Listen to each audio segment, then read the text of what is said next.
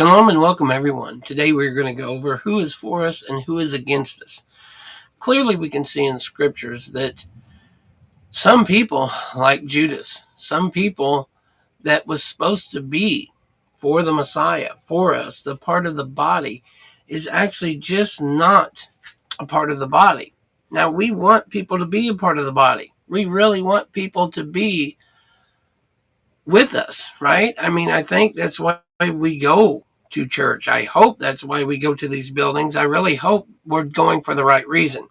Now, I know a lot of people are not. I know a lot of people are not going to these buildings to be a part of the body. A lot of them, sadly, are going to be what? A part of something, a part of a clique, a part of, hey, who's who, right? So when we find this out, that is the problem. When we find this out, that is what is our major thing. But many times we don't know that because we are looking at whomever is there. We're looking at who is a part of the program, right? If we're not careful, we have these people who say they are part of what we're doing. They say they are a part of what's going on. But in reality, what happens? They're not there. When we have these problems, we have problems that run into life things, right? When Joshua was by Jericho, he lifted up his eyes and looked, and behold, a man was standing before him with his drawn sword in his hand. And Joshua went to him and said to him, "Are you for us, or are you our adversaries?" This is what I'm telling you today. We don't know. We all claim we have swords. We all go and claim that we're saved. We all go and hopefully say that we're serving the Messiah. We're serving Yahweh, right? But are we really doing this? And he said, "No, but I am the commander of the army of Yahweh. Now I have come." Whether we like it or not, the people sitting in the pew, the people sitting next to us, the people all around us may not be and may not have our best intentions. We know this, right?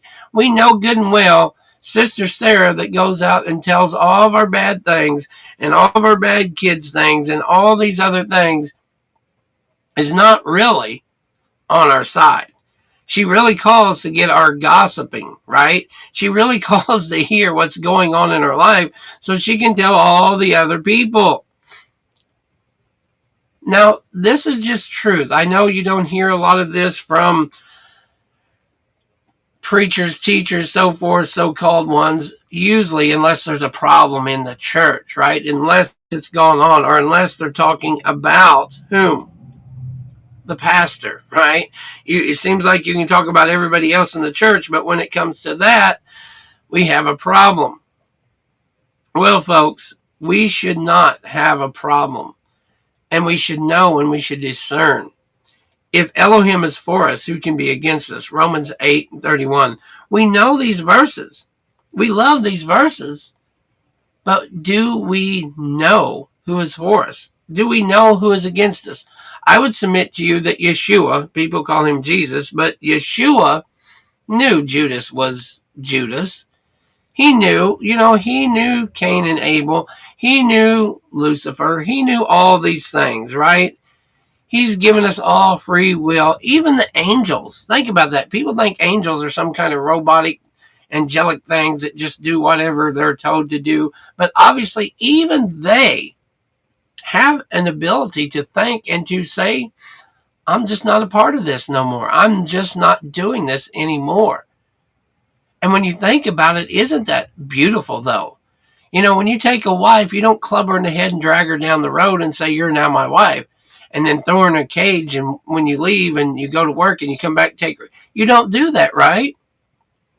Because that's not love. That's entrapment. That's many things, but it's not love. When you come home, you want your wife to be there. You want your wife to be glad you're there. You want your wife to be happy. And you want her to not be everywhere throughout the day, right? At every man's house and come home to you. So the same thing that we want I would submit to you the Creator wants. He wants us to love Him because He has given us the Torah. He's given us the instructions. It's just the opposite in most of the world. Most of the world don't want to take the instructions of the Father. They don't want to listen to the Father. They don't think they have to because Slick Rick's telling them the law's done away with. But you tell me what household that nobody has to do anything in. Tell me what household that Daddy says, take out the trash and do your homework and make sure you're up and go brush your teeth, and nothing happens, and you say, that law's done away with because I'm 12, I'm 5, I'm 18, I'm whatever, right? Do those laws change? Don't you still go and help? Even when you come over to visit, if you see the trash there, is it not instilled for you to go and say, hey, maybe I could take that out? Maybe I could help them out. Maybe that's a good thing I could do, right?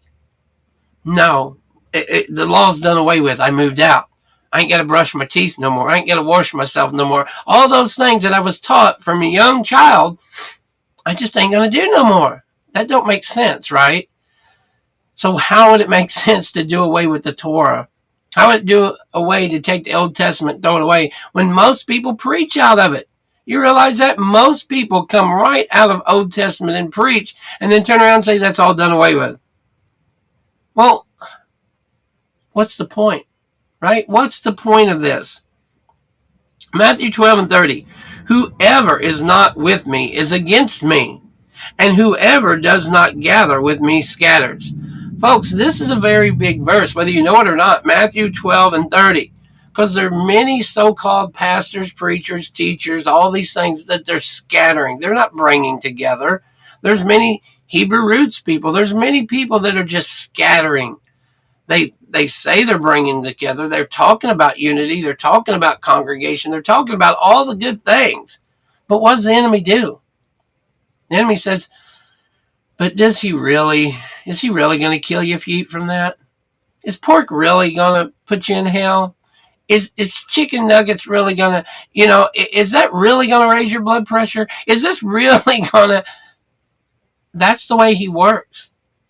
And have you seen marriages and relationships and partners and corporations fall apart because I think he's taking some money out of the corporation.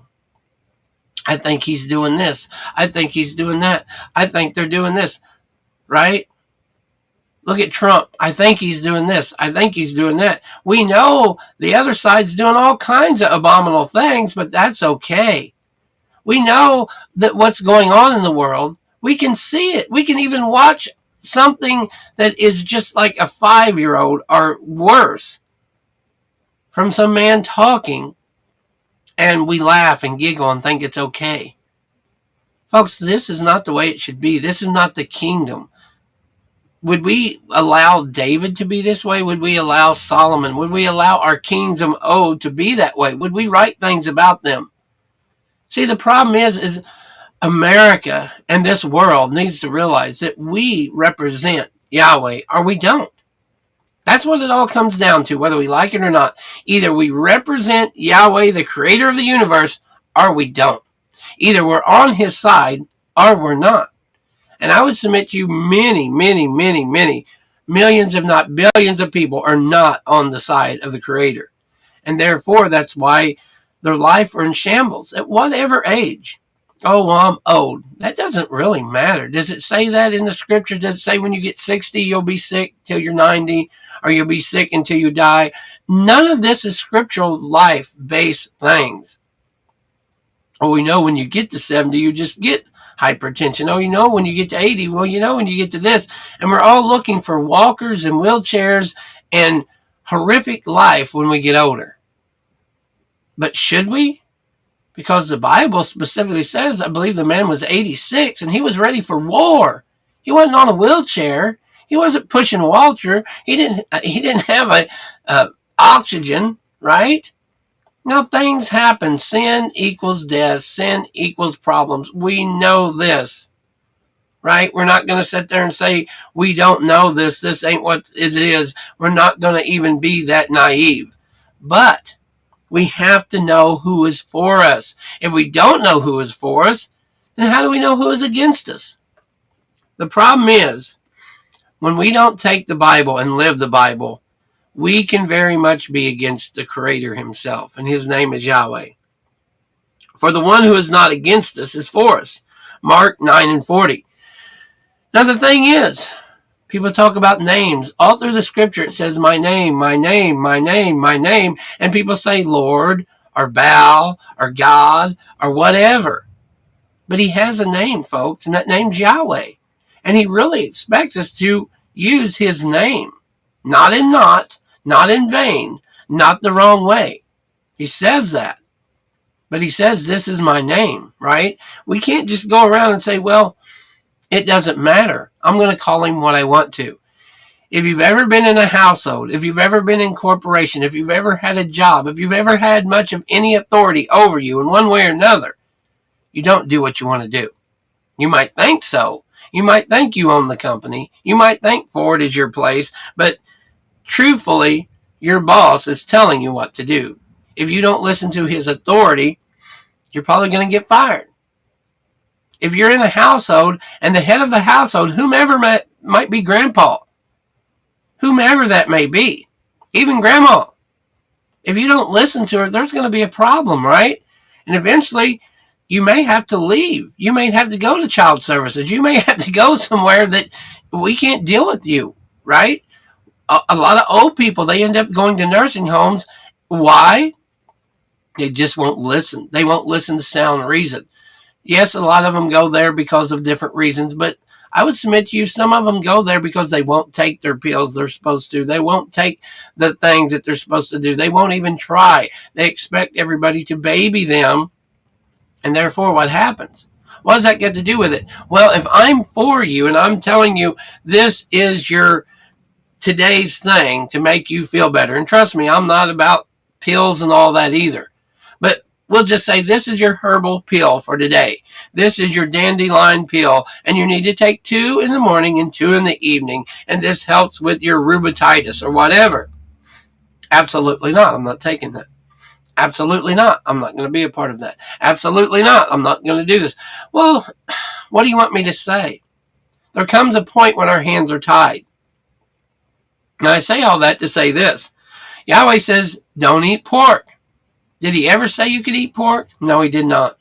Before you go and say and talk about, Yahweh never said. The Father never said.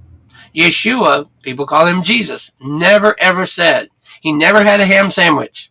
He never went and ate unclean things. He never had unclean fish. He never had anything unclean. So the scriptures say, and so the prophecies are for him. Do you realize if he would have came and changed, then he can't be? You understand that? If he come and changed the Torah, if he came and changed the law of the Father, then he's not in the stead of the Father, right? If my company is called Hose Apples Towing, and it's been that way for 50 years, and then I jump in and I change it to Hose Apples Mufflers, it's still got the same name, but it's changed. I have changed it. I have changed the towing company into the muffler company, right?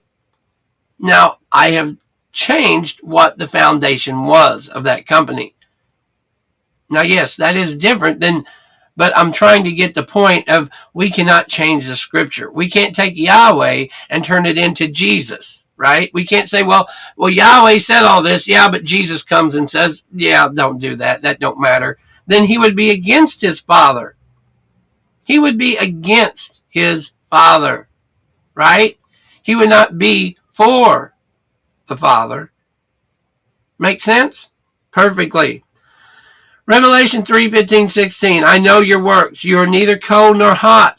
Would that you were either cold or hot. So because you are lukewarm and neither cold or hot, I will spit you out of my mouth. Right here it's pretty clear. He wants you to either be for him or against him. There's a lot of Laodicea, or whatever you want to call them, on the fence Christians.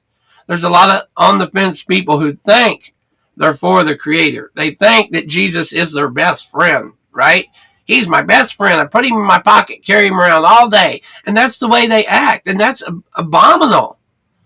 It's truly an abomination to and almost borderline blasphemy, is it not? That they're going to take the Son, the Messiah, and trample his blood into, he's my friend, I accept him. You accept him? Really? I didn't know he gave you an invitation to say, he said, I called you. I knew you in the womb. You want to talk about abortions and things of that matter? Yes, that's called killing. That's called breaking the commandment. That's why the world and even so-called churchianity wants to get rid of commandments and the Torah. So you don't know what death is. You don't know what killing is, right? They want you to believe that, oh, that's okay. To kill a baby, that's okay. To do this, that's okay. To kill an old person, that's okay. Where does it stop? I don't like your looks. You ain't got the right color hair. You ain't got the right color skin. You ain't got the right color. Well, that's okay. We've seen this, have we not? Have we not lived through these same times? Why do we continue to go back to them? Why do we continue to go back to a nonsensical, unbiblical way and act like it's okay? You know, all the LBGTs and all this and all that, it's unbiblical. It's not about love and hate. It's about truth. And if you truly love, you love. Whatever you say, there's no love like a man and a woman. There's no love that can be upon this earth that they can have a child. Anything else is artificial. Even having another child with something else, it's not the same. It's just not. If you look around and you see two people who had a baby and they are truly in love, they treat that baby like it's gold. They treat that baby, oh, that's all they do. Especially for the first few years. It's, oh my gosh, the baby sniffled. oh, the baby crying. Oh. They lose their mind over the baby doing this, that, and the other, right? Which they should. The same thing with a marriage. You cut yourself, you hurt yourself. Let me see, where's the Band-Aids? Let me help. What's wrong? How can I help you? But the Creator of all things, the one who gave us the Torah, the one who gave us the instructions, the one who said, this is right, this is wrong, somehow we want to make believe that we're on his side, but we deny every rule that he puts out. We want to deny, and because it's 2024, we can deny a man and a woman in marriage. We can deny what we want, or we can add to and take away. Is it not written, woe be it to everyone who adds to and take away? Read that verse. Read Revelations about that, folks, because we don't have and we can't be doing these things. If we go and do these things, we're just going to have some serious, serious problems. We're going to be in some serious issues, folks. We really are. And he called the 12 together and gave them power and authority over all demons and to cure diseases. Did you hear what that said? People are more worried about pamphlets, papers, church doctrine, calendars, everything but what they're supposed to be doing. The enemy has slipped in and said, well, this piece of paper means more than Sarah in the hospital. This piece of paper means more than this, this, and this, and this. And he called the 12 together. This is how we're supposed to do it. He did not change because there was 12 what? Tribes. He just shortened it down, right? He just brought it back to the original form. What was the original form? He didn't change. There was 12 brothers, right? There was Dan, Judah, Issachar, all those who created the 12 tribes of Israel. See, we come and say, well, them are the Jews. It's a Jew thing. There's more tribes than just Judah. There's more tribes than Judah, folks. There are other tribes, and you are part of one of those tribes. So all of Israel is what we're talking about, right? So let's break that down and turn it back into 12 people. And if you do your research, you might find that these 12 men was probably from the tribes of the 12 original. And Yeshua, we know, some people call him Jesus. His real name is Yeshua. Yahweh is my salvation. That man said what? The son of Yahweh said, he didn't change it. Think not. He said, don't even think about this. If I tell you don't think about this and you think about it, you've already done wrong. right? Don't think you're going to drive my car today. Well, I'm going to one way or another. That's rebellion. Because of what you've done and because your actions, don't think you're going to get to play that game tonight. Well, I'm going to play the game and I'm going to sneak it. That's rebellion, but that's what goes on in most churchianity today. I'm going to do the way I want to do it. And that's why their pastors teach and preach these lies and abominations, because they're too afraid to say the truth, because if they say the truth, they're going to go next door to the Baptist church, where the Baptist church will say and do what they say. I'm not trying to knock anybody. I'm just saying the truth is the truth, folks. And he called the 12 together and gave them power and authority over all demons and to cure diseases. And he sent them out to proclaim the kingdom of Elohim and to heal. Do we see this? We don't see this. We see worship. We see praise. We see songs. We see dance. We see smoke. We see mirrors. We see everything but what we see here in the scriptures. How have we been so far removed from what he said and what he sent, but yet we're modern day apostles. We're modern day believers. We're modern day. But when's the last time you prayed for anyone and they was healed? When's the last time your pastor prayed for anyone and they was healed? When's the last time that they come and these diseases were cured? The hospitals are full. The scriptures, it's pure gold out there, right? It's pure gold for the harvest. I didn't understand that for a while, but I understand there is pure harvesting in hospitals. There is pure harvesting at the cancer centers. There is pure wheat, if you will, out there, right? Some of them are, folks. They've got this stuff because of whatever. We're not even going to go into that. We can get that on the side or call or talk or text or Zoom about it. But the problem being, and I'll just throw in there, we ain't had a problem with cancer like this ever. Not until the 50s, 60s, 70s, 80s, 90s, and the longer it goes, the quicker and more rapid it becomes. Why? What do we eat? What do we drink? What are we doing? Processed foods, this food. We don't even care what we're eating. We don't care what we shove in our mouth. All we care is it fills our tummy. Right? Even water. Is our water even pure? We hear commercials about it, but yet we'll go drink ditch water that comes from out nasty pipes. Anyway, before we get going, let's go to this, right?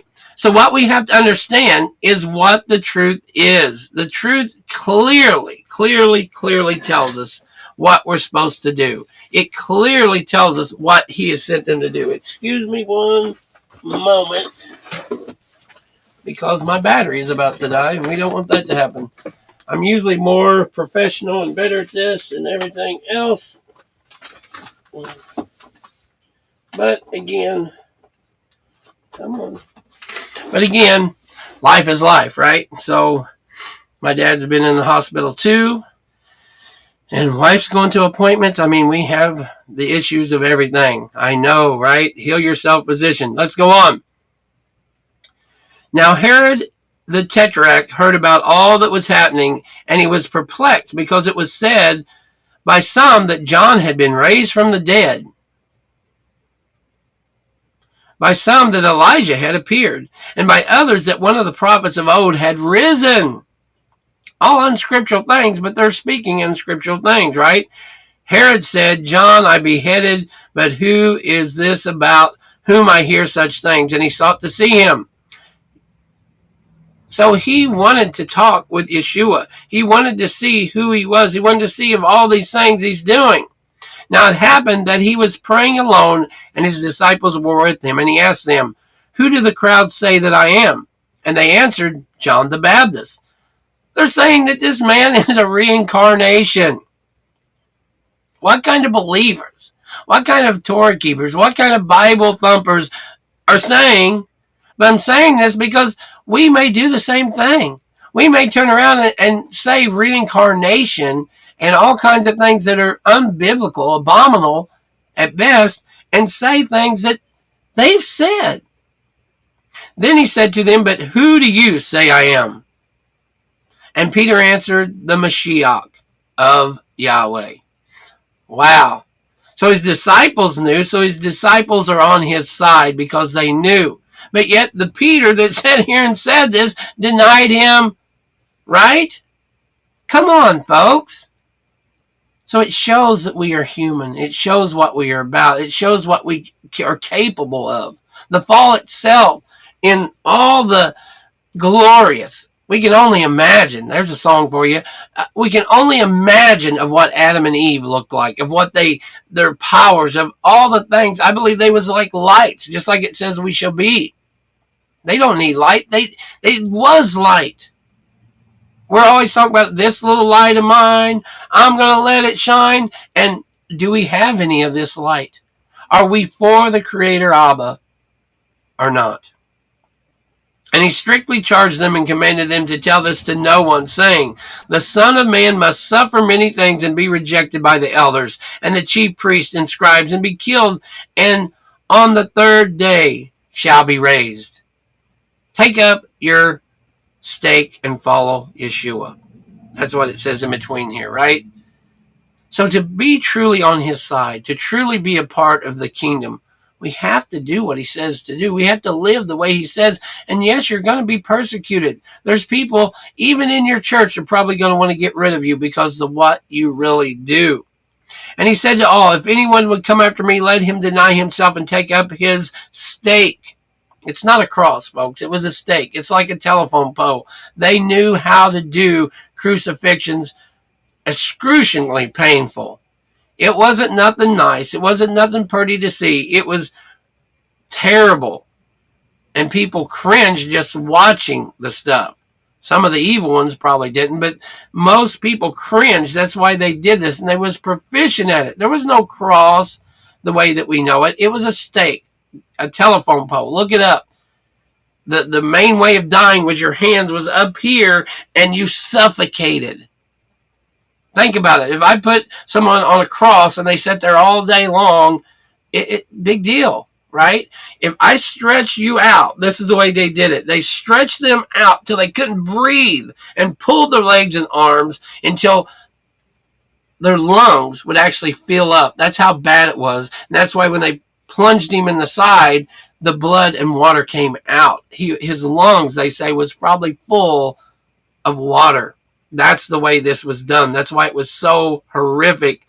Let him deny himself and take up his stake and follow me. For whosoever would save his life will lose it, but whosoever loses his life for my name's sake will save it. For what does it profit a man if he gains the whole world and loses it or forfeits himself? For whoever is ashamed of me and my words, the scripture, folks, and my words, could that even be Torah? What are his words? Do not do this, straight from Moshe, straight from Yahweh, by the finger of Yahweh. Of him will the Son of Man be ashamed when he comes in his glory and the glory of the Father and of the holy angels. But